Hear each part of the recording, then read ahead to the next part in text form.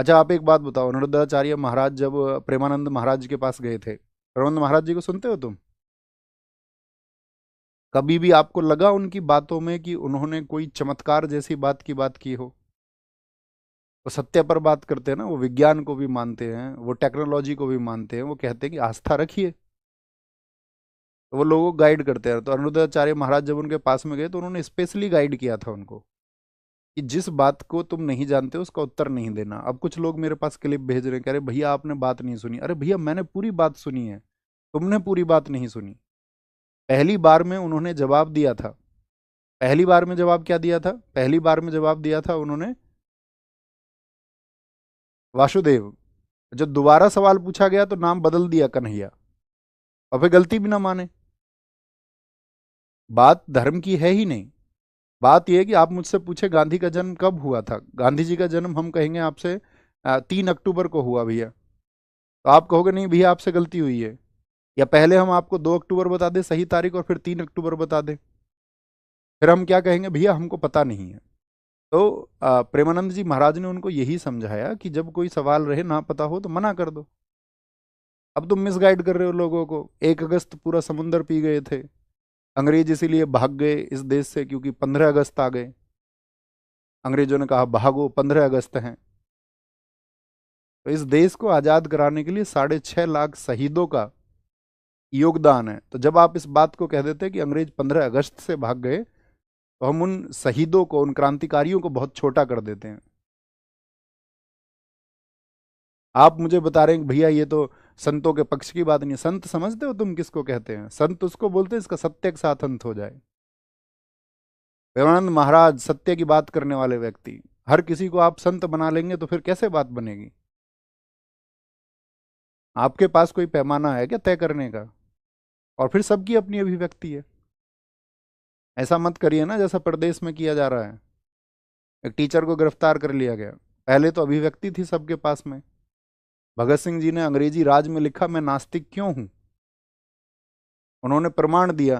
उन्होंने कहा मैं ईश्वर को नहीं मानता। तो इसका मतलब ये थोड़ी है ब्रिटिश सरकार उनको इस बात के लिए फांसी दे देगी। उनको फांसी हुई राजनीतिक कारणों की वजह से।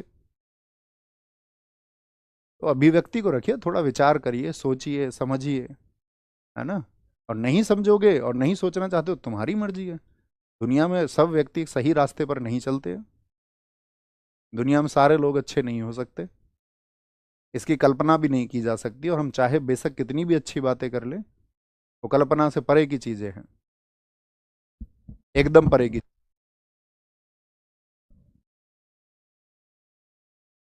दयानंद सरस्वती जी जब सनातन का प्रचार कर रहे थे, आप जानते हो उन्होंने क्या प्रयास किए हैं इस देश में सनातन व्यवस्था को बहुत जबरदस्त करने के लिए?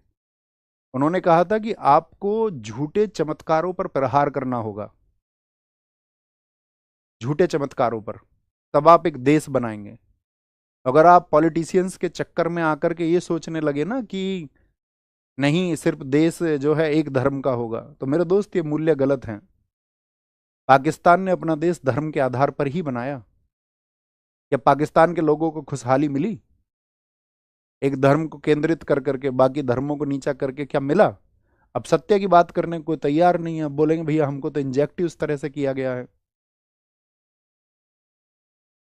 पढ़ना इसको आप, सत्यार्थ प्रकाश को, एकादश समोल्लास, क्योंकि वहां अध्याय को समोल्लास कहा गया है।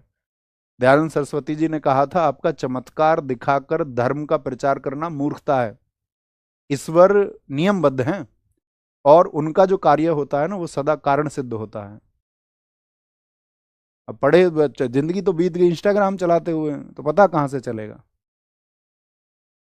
अच्छे लोगों को फॉलो करिए, अच्छे लोगों को सुनिए, और जब कोई व्यक्ति सही बात नहीं करता तो थोड़ा विरोध करना सीखिए।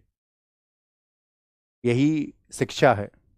ऐसे नहीं एक बहती धारा में सवार हो गए और फिर सबका विरोध करिए। हम हमेशा अपनी कक्षाओं में कहते रहे हैं ये ईसाई लोग जो जल छिड़कते हैं चर्चों में जा करके, ये पाखंड है। हमने हमेशा कहा, छांगुर बाबा ने क्या किया यूपी में? तुम लगे रहे ना अंगूठी बनवाने के चक्कर में, धर्मांतरण के चक्कर में फंसे गए जमालुद्दीन, छांगुर बाबा। तो ये ऐसा नहीं है किसी एक धर्म में है, ये सभी धर्मों में है।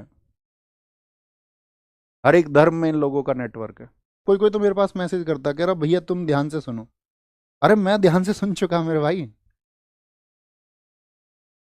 आपको बहुत ध्यान देने की जरूरत है, आप अभी युवा अवस्था में हो। ठीक है, अभी बहुत सुधार की जरूरत है। ठीक है।